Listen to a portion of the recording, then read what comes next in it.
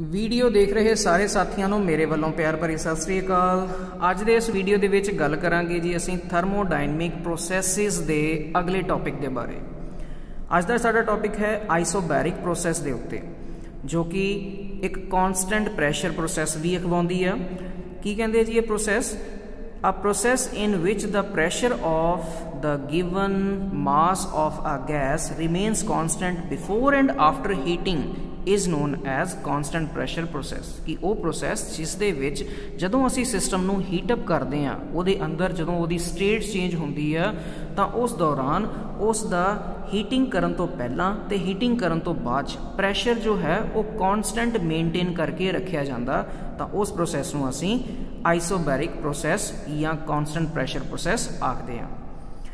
Next point गल कर रहे हैं the fluid is free to expand and the change in the system boundary causes displacement work against the constant pressure due to the weight W।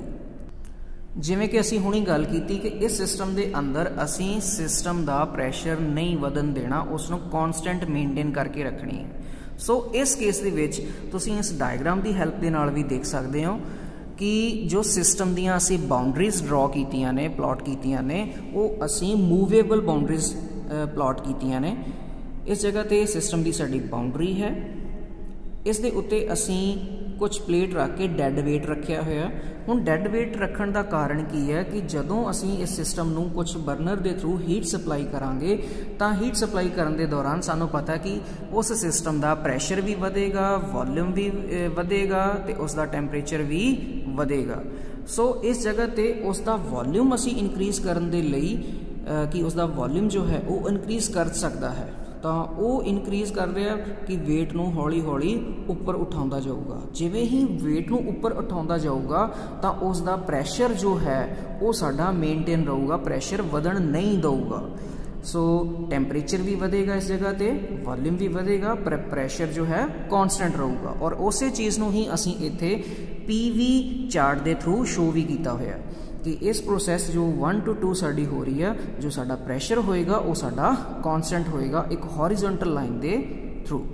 सो जो volume change हो रहा है इस जगह पे V1 to V2 है, बट जो pressure है P1 is equals to P2। दोनों ही पॉइंट्स के उत्ते पूरे प्रोसैस के दौरान प्रैशर साडा कॉन्सटेंट है। इसे ही चीज़ नूं असीं नीचे पॉइंट्स के विच शो भी किया हुआ, लिखा हुआ due to heating of the given mass M of the gas the volume and the temperature will rise.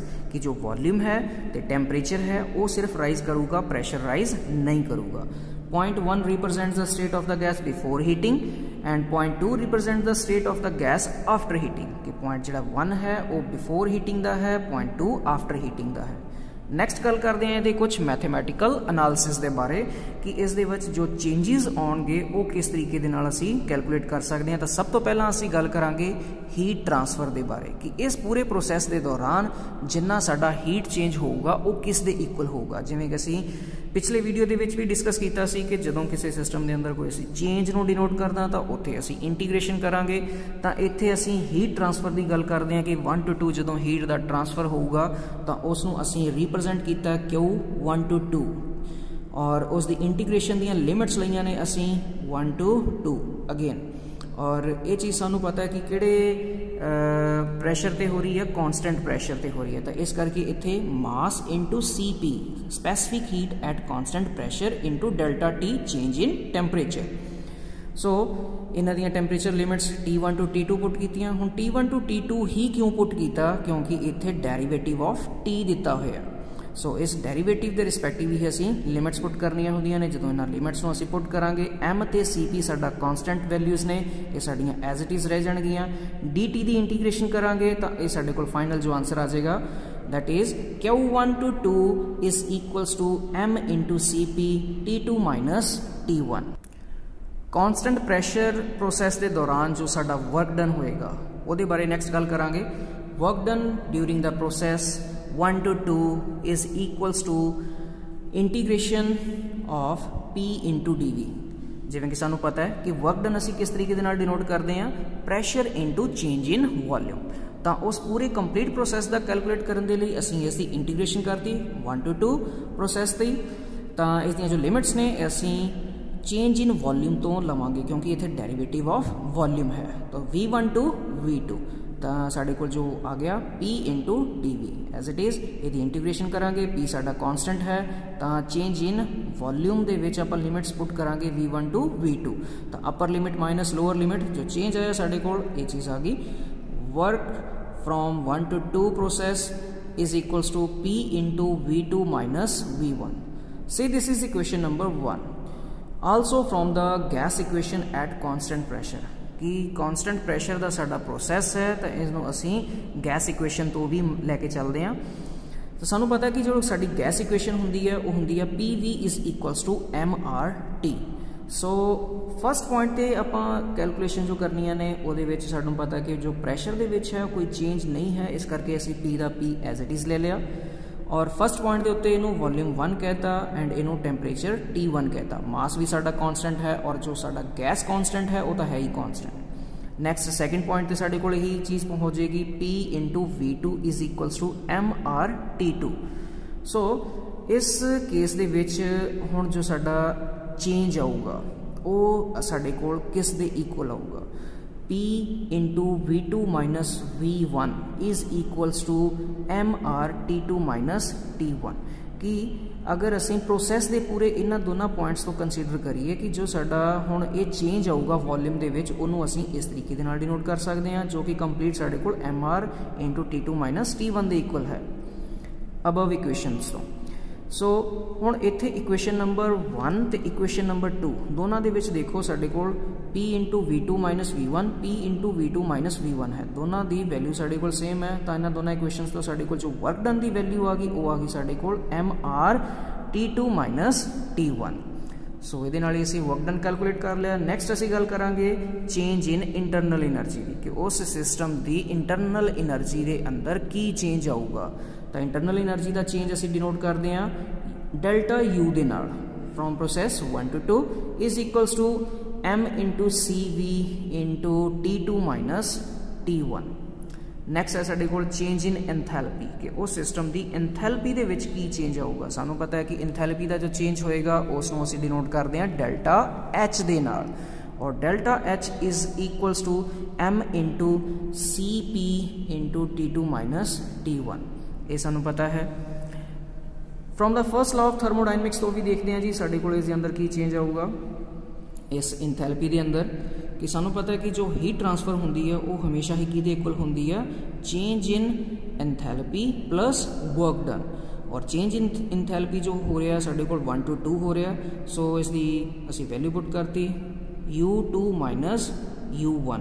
इत्थे U2 की है साडा फाइनल जो साडी इंटरनल एनर्जी है minus initial internal energy plus pressure into change in volume वो असीं put करता। तो इत्थे U2 minus U1 as it is आ गया। इनू असीं P into V2 and P into V1 PV1 ये चीज़ ले ली। नैक्सट आ गया साडे कोल U2 प्लस PV2 असी 2 वाली टर्म्स अगे ले लिया एंड 1 वाली टर्म्स असी पिछे ले लिया माइनस असी कॉमन कट लिया। तो इस जगह पर असी देखते हैं कि जो साडी इंथैल्पी होंदी है वो साडे कोल होंदी है internal energy plus work done जो कि असी P इंटू V डिनोट करते हैं वर्क डन।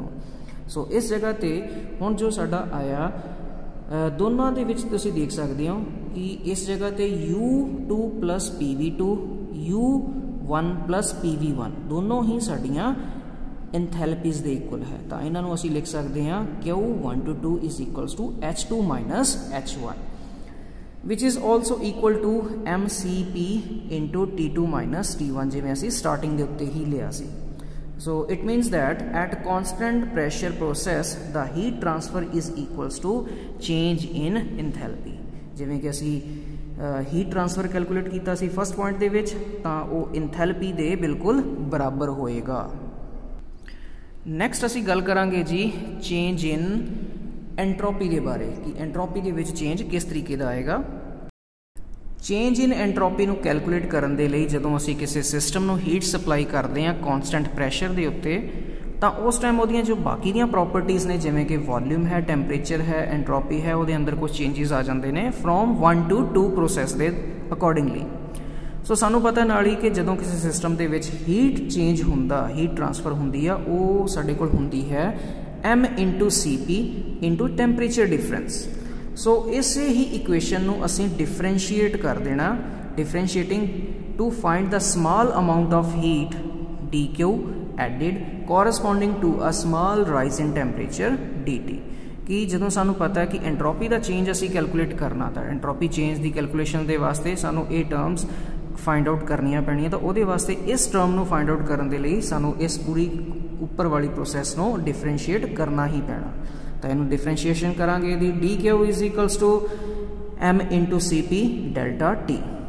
ये चीज़ आ गई। पूरी इक्वेशन नू असीं टी दे नाल डिवाइड कर देवांगे। D Q by T is equals to M C P D T by T. तो इस पूरे प्रोसैस दे विच सानू पता डी क्यू बाय जो टी है ये साडे कोल इक्वल टू हुंदा डी एस दे, जो कि है साडा चेंज इन एंट्रोपी। सो ये change in entropy is equals to M C P D T by T. ये एज इट इज ही रह गया साडा। हुण नैक्सट कैलकुलेशन दे लई सानू की करना पैना जी, इस दी असीं करांगे इंटीग्रेशन। तो इंटीग्रेशन करांगे अबव इक्वेशन दी इंटीग्रेशन करनी है फ्रॉम 1 to 2, जिमें कि प्रोसैस साडा जा रहा S1 to S2 ds is equals to M C P integration from 1 to 2 इत्थे डी टी बाय टी। हुण इत्थे असीं T1 T2 क्यों रेंजिस लईआं ने दो, अपर लिमिट ते लोअर लिमिट, क्योंकि इत्थे डेरिवेटिव ऑफ टैंपरेचर दिता होया। तो इसकी इंटीग्रेशन करांगे, सानू पता है कि 1/t की इंटीग्रेशन होएगी log ऑफ t, और लिमिट्स पुट कर देंगे T1 to T2।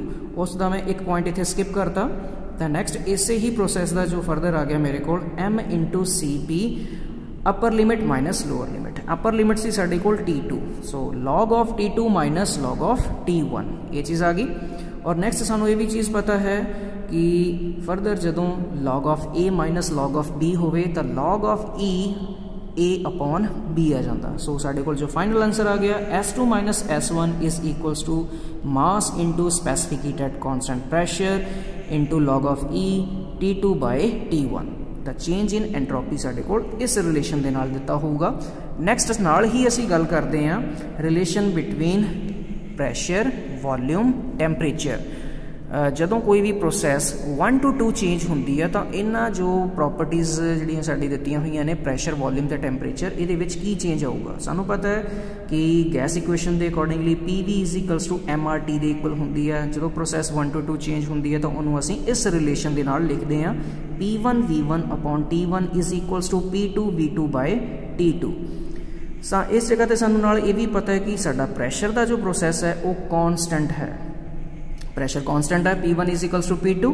So therefore जो साढ़े को फाइनल आंसर आ गया वो है V1 by T1 is equals to V2 by T2। So ये नाल ही जो साडा अज दा टॉपिक सी कॉन्स्टेंट प्रैशर प्रोसैस, जिन्हों असी आइसोबैरिक प्रोसैस भी कहने हैं, वो कंप्लीट है जी। होपफुली टॉपिक तुहानूं समझ लग्या होगा। किसी भी पॉइंट दे विच अगर कोई प्रॉब्लम आ रही है तो मैनूं कमेंट करके जरूर दस्सिओ। ओके जी, थैंक यू वेरी मच। सत श्री अकाल।